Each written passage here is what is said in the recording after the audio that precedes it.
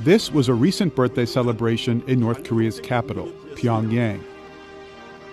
It was held in honor of the country's founder, Kim Il-sung, who died in 1994.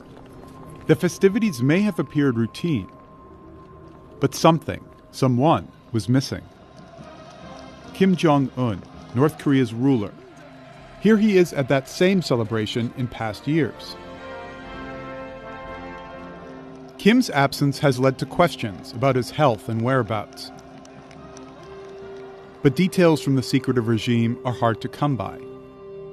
They have such control over information. They are so good at restricting access. So how do North Korea watchers try to discern what's happening during moments like this? We spoke to several experts to understand some of the main techniques that they rely on. Satellite images are a key tool. Analysts use them to look for changes or patterns that can help explain what might be happening in the country and to track Kim Jong-un's movements. Take the Central Party complex, for example, the regime's headquarters. The Central Party complex is located right next to where they have the military parades in Pyongyang. It is called North Korea's Forbidden City because you cannot go there without showing your ID. You've got to go through 4 lines of security before you go in to the actual building.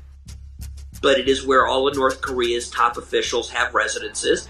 But from above, there are ways around the secrecy. You can tell if Kim Jong-un is in the office based on the guard deployments around the buildings. It's like when the president's in the White House. You can see that there's a distinct security presence by the Secret Service. The complex also includes Kim's reported personal medical clinic. But in April, we detected a change. The clinic had just been demolished, making way for a much larger structure. It's the kind of visual clue that analysts tend to keep a close eye on. If Kim Jong-un does have health issues, there are other places experts look to for indicators, like North Korea's most elite hospital, where the Kim family has its own wing. Analysts might look for certain vehicles outside. Here's what a motorcade looks like near one of Kim's homes. If this appears near the hospital, it may mean he's there. We would look at vehicles parked outside of the hospital, outside of the entrance. They would, of course, be parked very orderly. It would be very clean and neat, anywhere from 6 to 10 Mercedes-Benz sedans. And then after that, we would probably start to see what are called ACVs, armored combat vehicles, and any other deployment of Kim Jong-un's bodyguard units. Another area that observers look at is this train station in Wonsan, near one of Kim's favorite homes. Recently, what is likely his personal train was spotted parked nearby.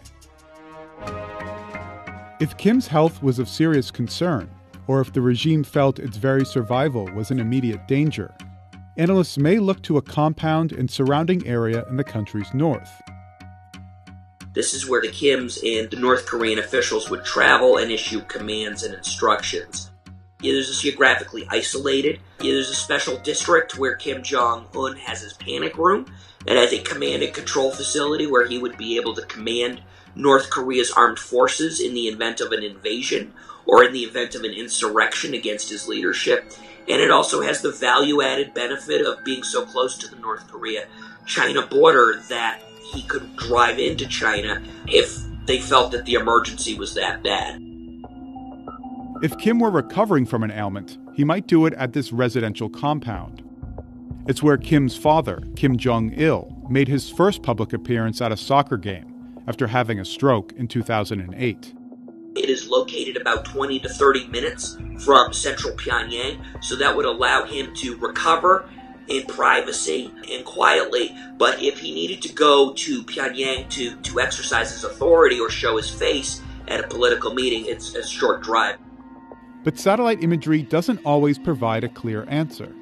We also need to be mindful of the fact that North Korea is very aware that we are watching them from above. And so I have seen in the past that North Korea uses that satellite imagery to conceal what they're doing and to deflect what they're doing. Sometimes when he's gone abroad, they will put the guard deployments up there to make it look like he's in there and he's not in there. Another area North Korea watchers look to for clues about the regime is state-run news outlets. Although the media treats North Korean leaders as godlike figures, Experts say there are ways to tell if Kim is in trouble. If there's a major crisis, today, tomorrow, within a few days, what we will see are very long editorials or very long essays published in North Korea's newspapers, which will talk about the virtues of Kim family leadership. They won't refer directly to Kim Jong Un necessarily, but they will talk about virtues and trace those virtues back to all three of the Kims. The presence or absence of the ruler during major media spectacles may also be a worrying sign. Like in 2008, when Kim Jong-un's father and then leader was due at a major military parade to celebrate the country's founding. We're expecting then leader Kim Jong-il to come out and wave, salute the troops. So it was my first day of work. I was watching this, and lo and behold, as the camera scanned to the viewing platform, he wasn't there. And I cannot tell you, that just sent shivers down my spine. We finally got intel sources in Washington, D.C. to confirm that they believed that Kim Jong-il had suffered a stroke several weeks earlier in August and was in a coma. State television didn't cover Kim Jong-il's ailments. All they showed on state TV was old documentary footage, but no new images of him moving for months. North Korea never acknowledged his illness. Never. Finally, there's the tracking of commercial and private flights.